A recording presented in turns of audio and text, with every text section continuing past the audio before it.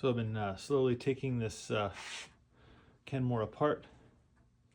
Got just trying to wake it back up, putting oil back in it, and yeah, kind of a neat old machine. Definitely all metal, and it definitely I found the tightness right. It's somewhere down below, and it's got an oscillating bobbin, right, or an oscillating hook that goes back and forth. And so this little camshaft right here is the spot. This all works really smooth. This is yeah, really moving nice. But I can see I took this little connecting rod off, and you can see the heat damage on that little guy. Maybe, yeah, you can kind of see it. It's a little bit red. You can see it down here on this little guy. Right down there, you can see that little damage, the heat damage there, where this little guy got pretty hot. The journal looks okay, so we'll definitely get some oil in there, but there's some stiffness down below still, and so that just all the mechanism that works that that hook back and forth. So we're going to dive into that a little bit more. Otherwise, it looks like it's in pretty good shape. Motor spins free. All the wiring looks pretty good. Definitely going to put some fresh oil in on this one, but I'm going to lay it on its back now and work a little bit more on the bottom. So here we are under this Kenmore, and yeah, I think I've narrowed it down to just this pivot right here. I can see this little, I don't know, discoloration in here. Feels really sticky, right? Like I can't.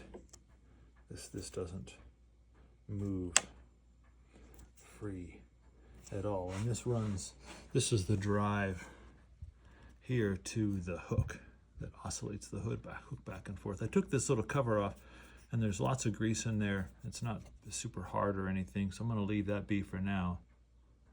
Everything else seems to be moving. All the rest of the mechanisms move like they should, you know, like all the knobs turn. You can see like this is your zigzag width. That little guy's working. So I think it's just this little guy, and that's the other end. If you can see all the way up there, this is that other end of that little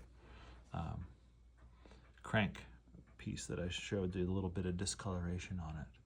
So I don't know if this little bushing in here was supposed to be oiled at one time. I don't see any like oil ports. But either way, we're going to get this thing free. I might have to bring my heat gun in and try and get it warm and work some more oil into it. So that's where we're at. All right, happy days. Hello, so back at the Kenmore today, and I took the heat gun to that little pivot underneath here that was giving us so much trouble. This little guy right there, and well, actually, all right, it's the one that's under this motor here. Yeah, so this little pivot right there, not this one. This one was pretty good. Anyway, and the heat gun and a little bit of oil and soaking overnight in a little bit of oil really did the trick.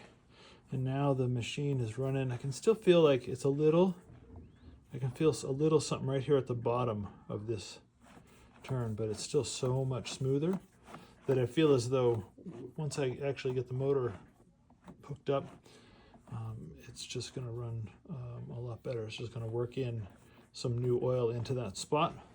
But everything is running like it should. The little hook down here is running. Feed dogs are running.